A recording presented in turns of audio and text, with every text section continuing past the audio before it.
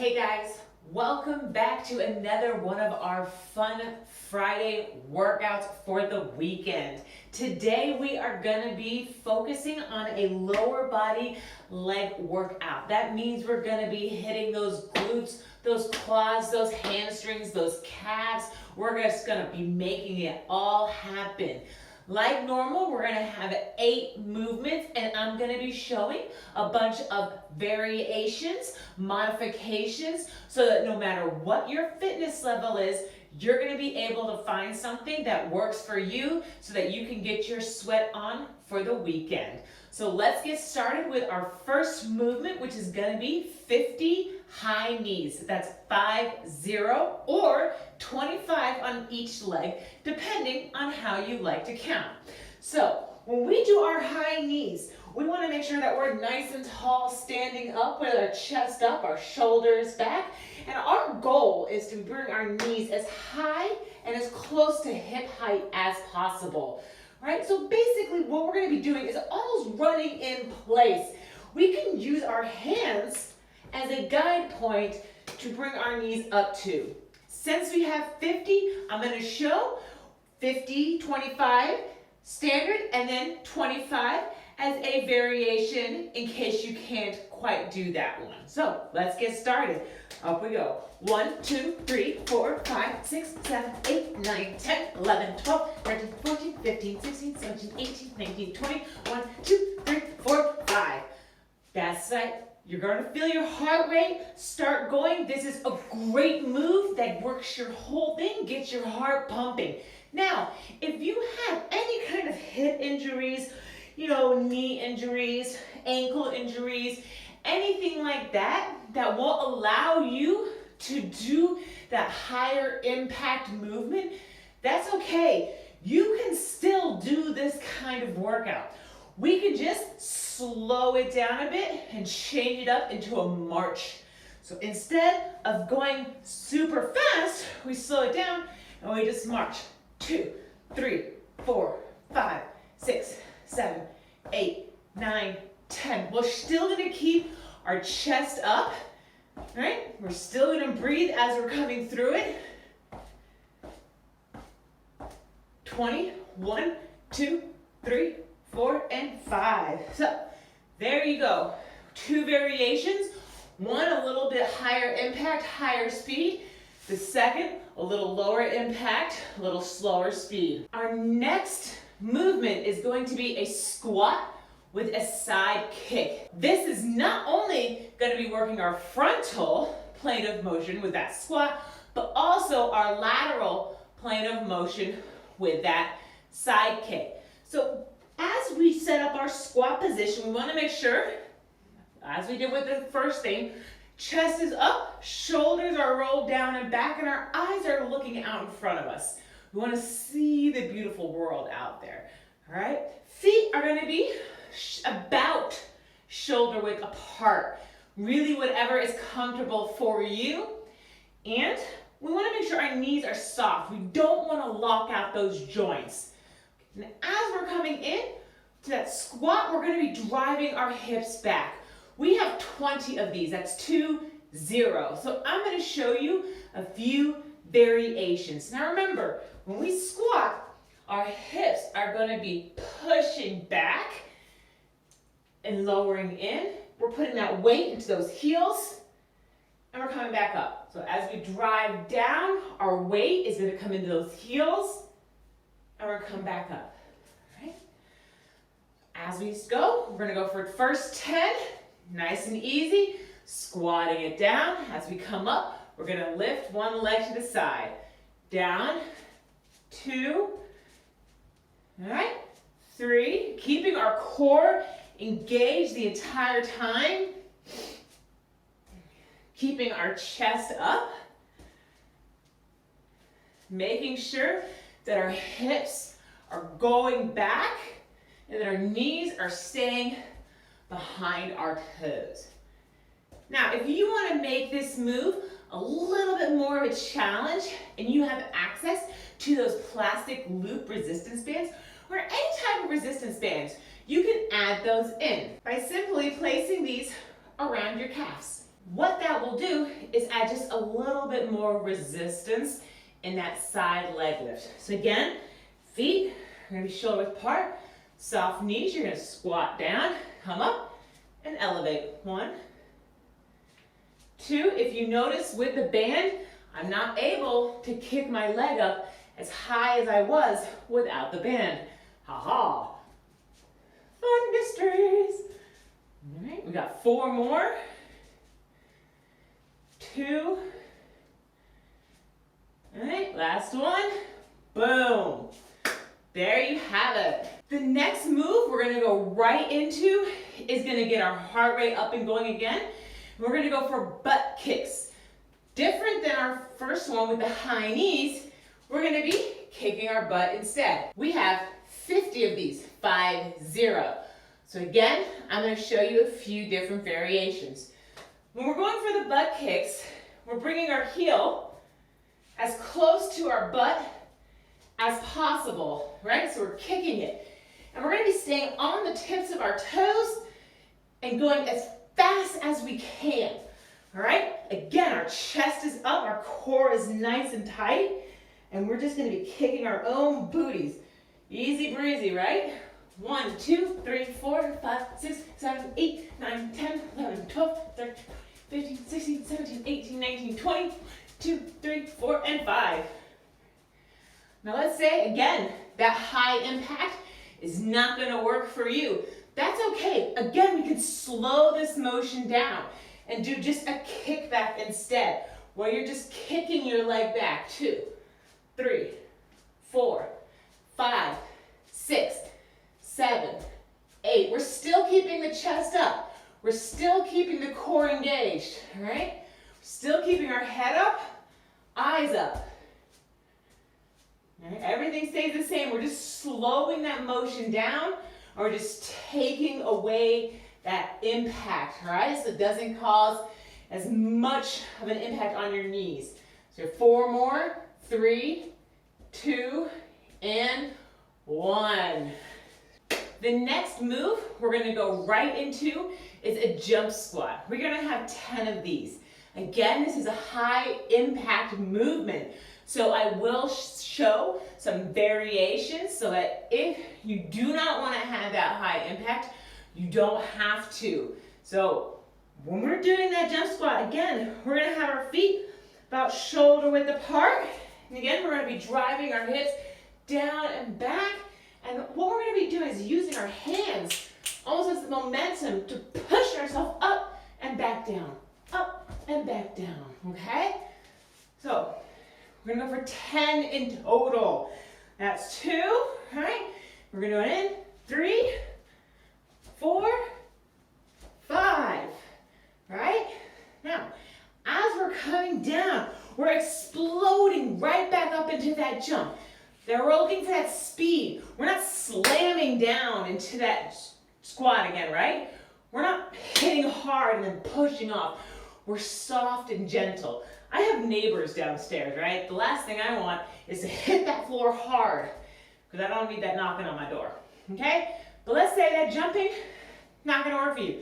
That's okay. We can still do a standard squat. Still keeping those feet a little bit past shoulder width apart. Still chest up nice and high. Bring your hands up. I like in front of my chest, just as a reminder to keep that chest up so that I don't roll forward, all right? And we can do 1, 2, 3.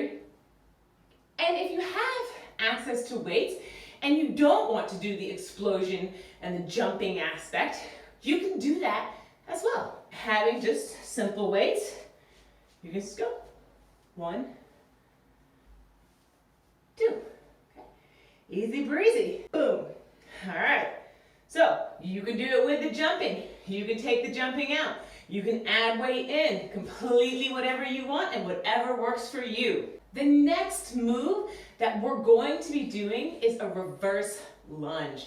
We're gonna go for 20 of these. So that's gonna be 10 on each leg. So when I say reverse lunge, I'm specifying this because what we're gonna be doing is we're gonna be stepping back into that lunge position.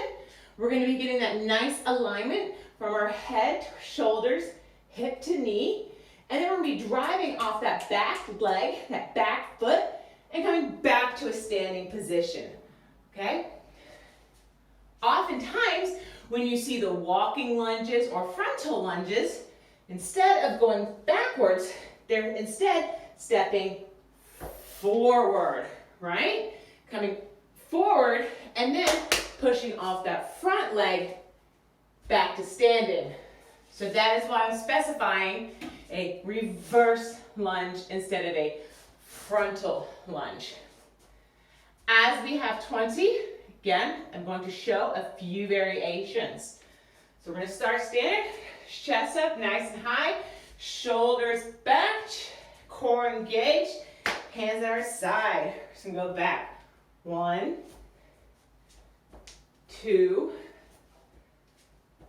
3, 4, 5.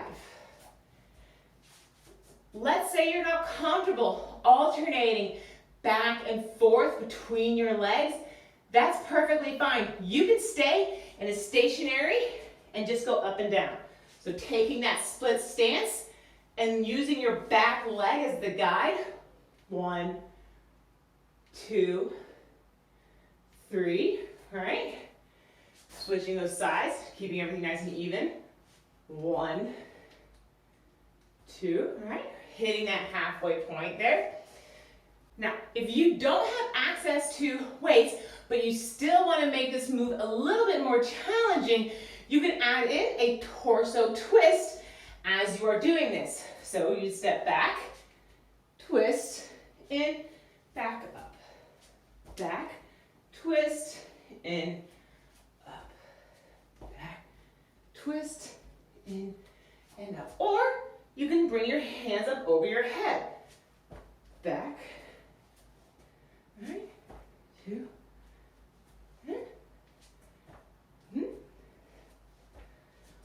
or if you are at the gym or you are lucky enough to have a home gym with weights, you can always grab a pair or a set and incorporate those in for our last 5. Remember, when we have weights, our body's naturally going to want to fall forward because the weight's going to want to pull. So we're going to have to, again, roll our shoulders down and back, making sure our form is good, keeping that alignment in because we want to protect our ankles and our knees, right?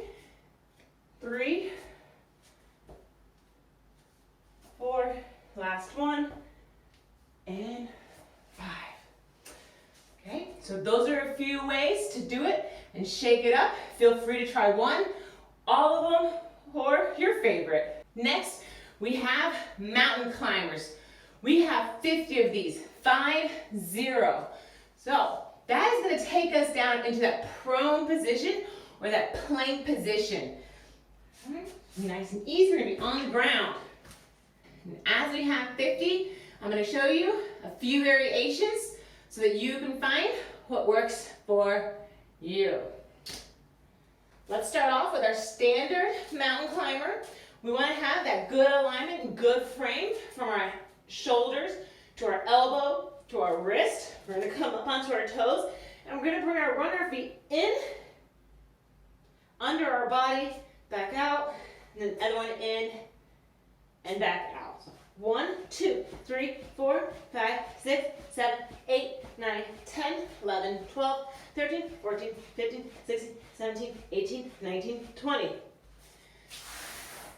Now, you would like to change it up, make it a little bit more difficult. Instead of bringing your legs directly in underneath your body, you can bring your feet to the outside of your hands for a wide mountain climber.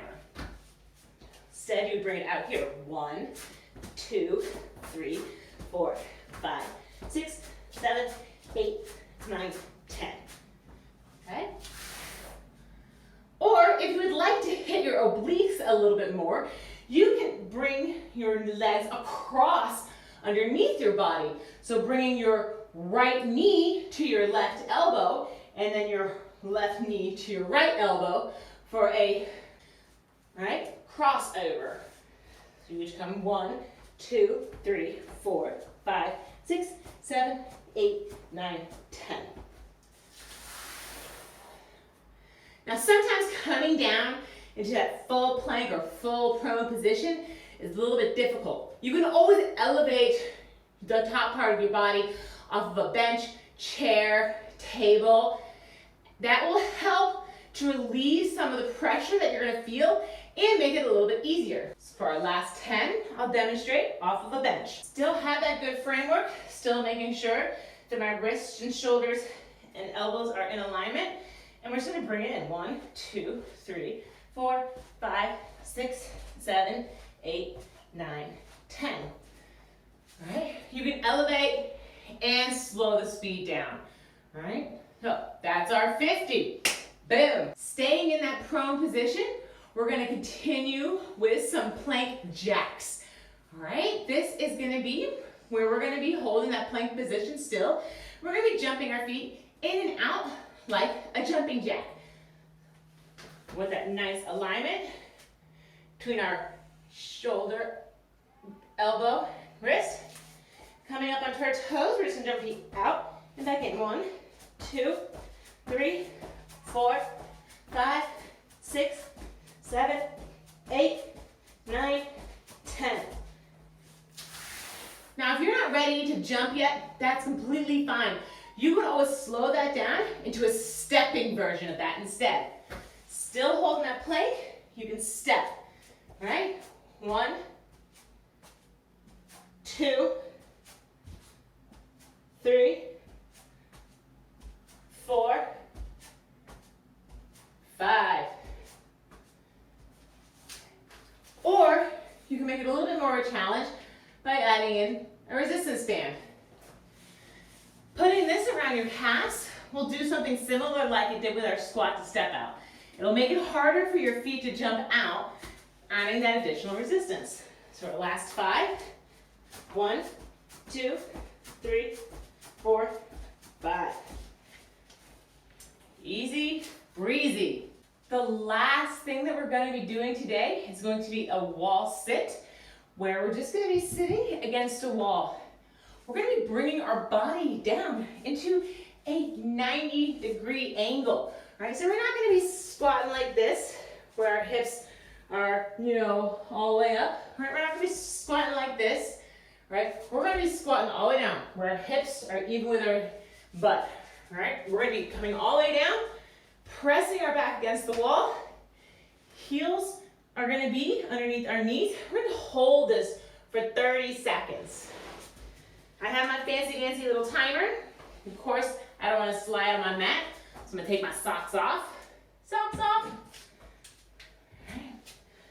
And I'm going to show you a few variations. As we sink down, as I said, obviously the closer you are to 90 degrees, the easier it's going to be.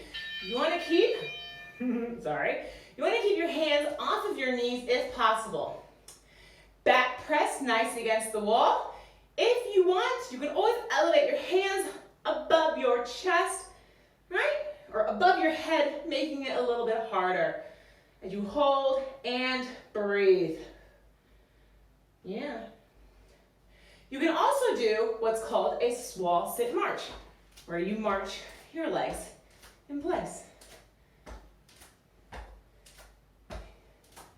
Or if you have access to some weights and you want, you can hold the weight chest height or up over the head. Completely up to you.